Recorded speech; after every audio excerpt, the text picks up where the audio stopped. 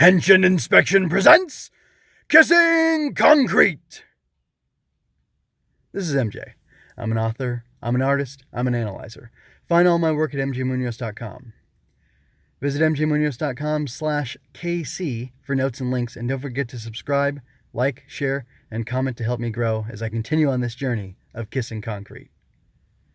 So this episode, I don't remember the title. Oh, I do remember the title, actually. It's funny, looking at the wiki, there was a duality to it. The dub name of the title and the Japanese name of the title are different. The Japanese is something like a steel-framed individual, and the Iron Couple is the name of the dub title. And that, well, anyway, it's, well, those are the titles. I have some questions that were brought up by this episode that I'd like to discuss, and I'm going to kind of talk about the questions first, and then hopefully have a good enough discussion of them, and then I will switch over to talking about the spectacle that is this show, because as much as I'm interested in story and characters and ideas, I really, I'm into Sakuga, or whatever you want to call it. I love all the things that can be done with animation, and they're really exciting to watch, and I love the visuals and the style and the energy that is embodied by tokusatsu itself, by special effects, and gosh, it's really good stuff. So anyway, I'll get to my Henshin inspection analysis questions or points that I want to work off of, and then I will talk about the spectacle for a couple minutes, and then I'll get out of here. Alright, so here are my questions, big questions I want to examine. I'll throw all of them at you, and then I'll come back. I'll circle back. If humans can become machines, and machines can become human, then what makes a person a person? What is the anatomy of the soul? What is the anatomy of justice? How can justice mean different things to different people? Is the heart of justice the destruction of evil, or is it something else? Now, given my criteria for Henshin heroes needing to be heroic and needing to affect some change in the outside world that reflects the change in their inside, through their story, and them changing and transforming dramatically in order to deal with the crisis of whatever's happening. These questions are kind of relevant. At the end, this is full spoilers, of course, Shiba has dubbed himself Iron Detective Kaito, or Raito. Iron Detective Raito. And he goes and he attacks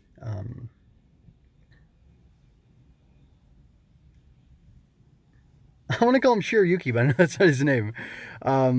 He attacks Jiro Hitoyoshi, that's what it is. Anyway, some of the way Furuota's dub actor says Hitoyoshi really impacted me. Anyway, but he attacks Jiro, and Jiro tells him at that time, neither one of us is representing justice or is an emblem of justice anymore. So I don't know, let's stop fighting, or what are we doing? This is pointless or something. And Raito's like, yeah, well, we're going to fight anyway. Which was kind of funny, because it reminds me of how in certain tokusatsu, well, just in Kamen Rider, how you have the good writers, writers fighting writers all the time instead of monsters or kaijin or, whatever. Anyway, this is kind of an interesting thing. But regardless, how does that work? How does it work that Shiba becomes Raito? He becomes a villain, essentially, because Shiba is a detective. It's like RoboCop. The great detective dies, and then somebody comes along and puts his brain and his personality into a robot.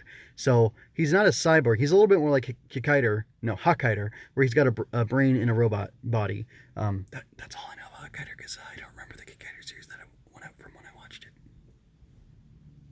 I don't know the implications of all that stuff, especially because I think the brain was just a hostage. It had somebody's brain in there that was just precious to Hakaider, and Hakaider was trying to threaten and say hey, you can't fight me, because if you do, you hurt this guy. Anyway, sorry, it's a tangent. So back on task. What does that mean? I mean, it's interesting. It's a curiosity. It would be almost meaningless if it wasn't contrasted with Megashin, Android Megashin, which Android Megashin is the composite form of the Type A and Type B androids, the male and female, who are drawn together as if they're in love or something like that, but it's really because their purpose is to become the ultimate weapon when they merge after infiltrating a city, because they can spy, they can be made to look like anybody, blah, blah, blah. Anyway, those two have a heart for justice, but they're just robots, and Raito himself, Shiba, is upset about that, and he challenges Jiro on that. What does it mean that, How can I be unjust? How can I be evil and they're just when they're just machines and I have the heart or the brain and personality of a man at least? I guess, and then Jiro answers him that it's about the fact that machines or computers will flawlessly execute justice once the good ideas of justice have been put into them. So it's kind of like a junk in, junk out thing, but it's also an interesting question that it doesn't really matter. And I like this from a sci-fi perspective and stuff. It doesn't really matter where you come from or what your origins are. You can be a clone, you can be a robot, you can be a sophisticated AI or whatever, but you can still have a heart and you can still be righteous and still be just because, well, I guess we're jumping into what is the anatomy of justice. The anatomy of justice is there is right and there is wrong. Is justice all about destruction, which Shiba seems to think, at least before he becomes Raito? I don't know. Maybe he still thinks that when he is Iron Detective Raito because he, wants to cause great destruction in Japan. He wants to get the ultimate weapon, which he thinks is a giant bomb, to go off somewhere in Japan at like a sports event. He's like the Boston Bombers, guys. And he wants to do that to prove a point.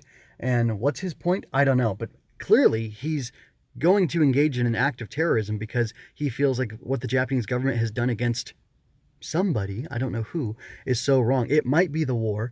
He mentions about the earlier when he's just Shiba in 42. So this takes place in, again, it's a 5-year gap between year 47 and year 42 of this era.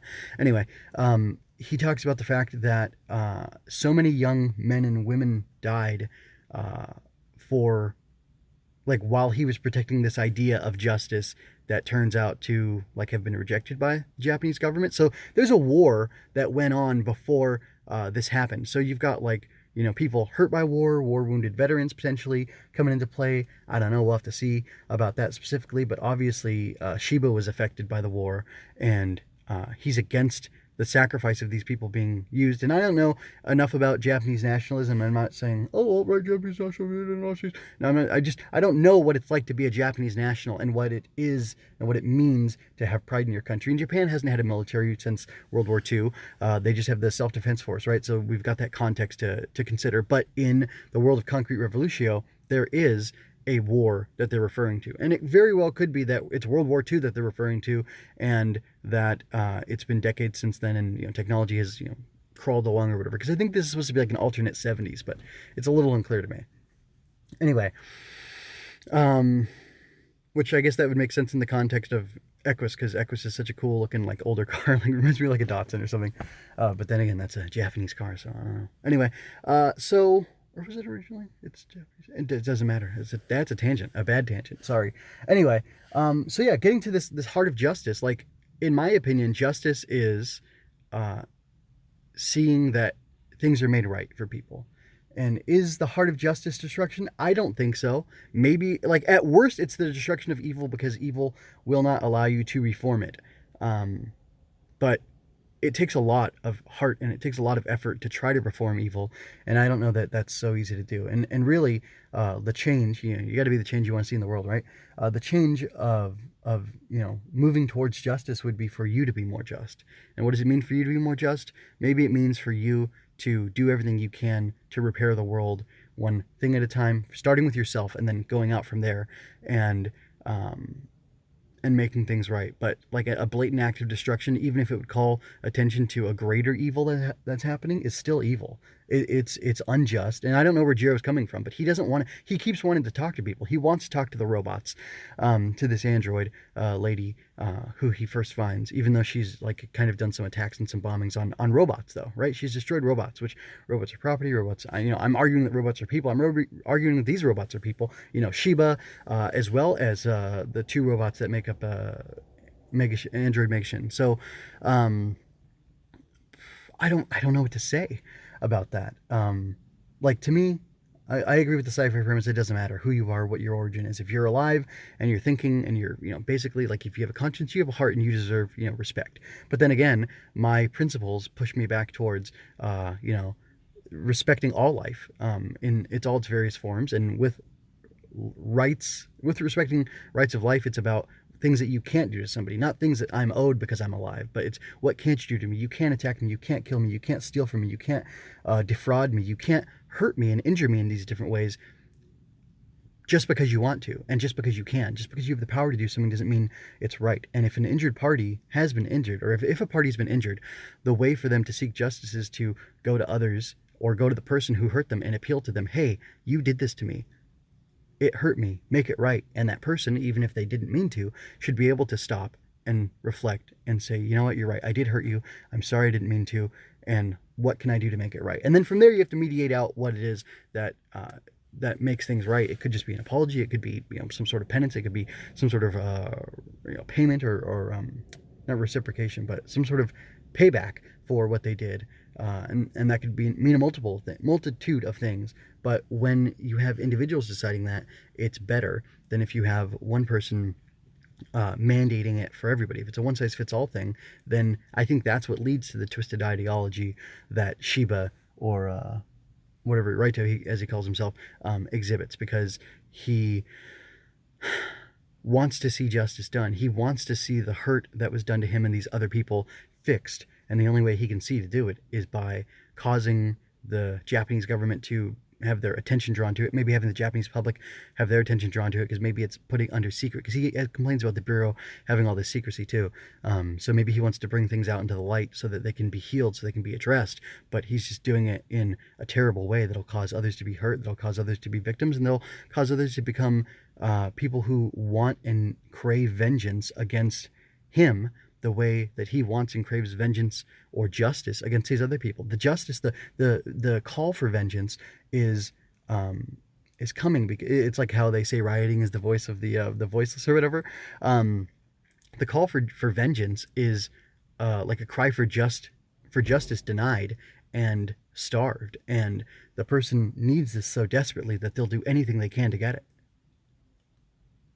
So I don't know that I've actually covered the questions of, you know, I think I've definitely dived into what is the heart of justice and what is the show saying about it, maybe. But I don't know that I really talked about what it is to be, you know, like the personhood issue. But that's a really big issue that I don't think I can, you know, I gave my own little version of it. But I mean, that's up for discussion. I'd love to hear comments from you folks checking this out in, you know, anywhere, over on Odyssey, which is my main platform now for video stuff, or over on WordPress, where I have the video, I'll have the video embedded and I'll have the audio there, as well as the show notes and everything over at mgmunjos.com/kc. And I'll be updating the page for that. So anyway, and you can also find everything under the Henshin Inspection. You can just subscribe to Henshin Inspection and get everything that I release with that, because I'm doing things in an interesting way where I can have individual feeds for everything, or I can just have the one main feed for Henshin Inspection. You can get all the stuff that falls under the umbrella of Henshin Inspection. So I'm going to pause for a couple seconds, and I will gather my images, and I will be back to talk about them. So I've got a lot to say about the visuals of this show. I'm going to try to make it snappy and get out of here, because I already went over the time I wanted to go over, but I thought I said good stuff. So anyway, here we go. On the visuals of the show, I really enjoy, I think I like Studio Bones. I can't remember what else of theirs that I've seen. I'm trying to think, was SSS Gridman? No, that was Trigger. Anyway, I don't know all the intricacies of who did what at Trigger, or at Bones, and Trigger for that part. That makes me like their stuff, but I really do like it. Very cool. Somebody mentioned to me when I did a Skullman review a while back over on Swinging Through Comics that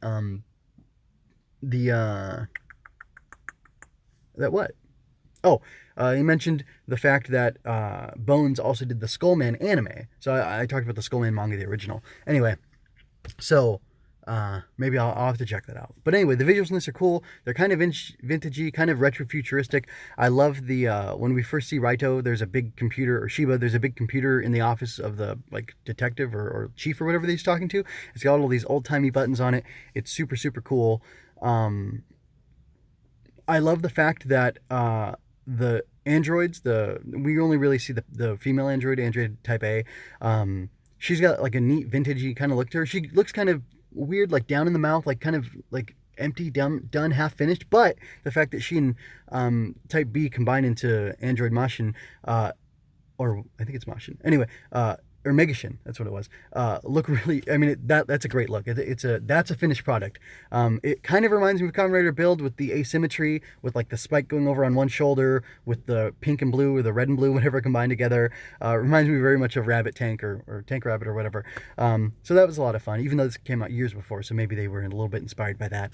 And then the look of the Iron Detective is incredible. There's multiple Ishinomori vibes, there's multiple Kamen Rider vibes there, and they tickle me. The lines on the eyes, that's like Detective K, that's like Android Kikaider, that's like, whatever. The crest in the middle of his forehead that splits open, it reminds me, and even the color palette a little bit, remind me of like Kamen Rider that was ZO with like the opening mouth and stuff. I don't think his antenna moved, but that did. And I kind of think, well, Deno's stuff moves around on his head, but like it kind of gives me Kuga vibes because of that gold crown and like the way it's shaped and everything. And I just love it. It's like a RoboCop Kamen Rider Android Kikaider type combined thing. And gosh, I don't know, but the machines, the androids, whatever in this looked super cool, and I loved all the Ishinomori vibes I got from them. And it's a good looking show. The fight, especially there was like a 2-minute fight at the end. It was amazing where Raito goes and he attacks Megashin, and he like throws him up in the air, and they're kind of like transparent a little bit, and he hits him like 20, 50 times, whatever, I don't know what it was, and then he bops him into this building, and the building explodes, but like it explodes into like Jenga pieces or like separate squared pieces. I don't know how that works. And Megashin, like while they're recovering, Jiro and Raito, are fighting each other, or maybe that started before, and then he attacked Megashin in response to Megashin attacking him. I'm not sure. But anyway, like the way they like both kind of like Jiro didn't really transform, but he kind of did. He like powered up, and Raito transformed. He like ripped off his clothes and stuff. Like it was amazing. It was beautiful. It looked fantastic. I loved the white and black, the exploding of the lines. Just like it just went crazy for like a minute or 2 minutes, and it was explosive, and I loved it. And like I went back and watched it multiple times just to see that again because it looked so darn cool. So anyway, and that like that's the great thing about tokusatsu and anime. But like that blowing up, that extreme spectacle that you get, nestled in with like a cool story and interesting ideas, because I waxed philosophical about what the meaning of life is and what the meaning of justice is from this dumb kid show, as somebody might say. You got a pink hair colored guy and a robot couple and things like that. So anyway, I find that to be very interesting. I love the combination of everything. It's just good stuff. So anyway, I'm pretty much done. I'm going to remind you to go ahead and subscribe to Henshin Inspection. I would suggest you subscribe to the whole Henshin Inspection feed, because these things all kind of feed off of each other. Like previous to this, I released on the Henshin Inspection, not Infection, although that would be cool. Henshin Infection. Anyway, on the Henshin Inspection feed, Ultraman Z episode 5, my review of that, and then like over on my MeWe, I released, I'm sharing all my stuff there, and I released a little video highlighting like 3 super cool effect shots that they accomplished in Ultraman Z episode 5. I wanted to make GIFs out of them, but they're too darn long. Like one of them is this car flipping, and you get to see it from the inside when the kaiju makes it flip, and then it gets crushed. And then there's like jetpack action, pre-Mandalorian jetpack action, by the way. I think, or maybe it was post. It could have been just post. Anyway, doesn't matter. Cool stuff. But I referenced in that episode, which came out just a few days ago, at the time of this recording, that I'd have those over there on the MeWe, and now they're there. And if you're following all along with everything, the whole ecosystem of Henshin Inspection, you can be seeing the interplay between things, and you could go check that out. So anyway, I appreciate your time and attention. I'm going to go ahead and leave you with peace and blessings, and I ask that you remember that you don't have to shout Henshin to be a hero.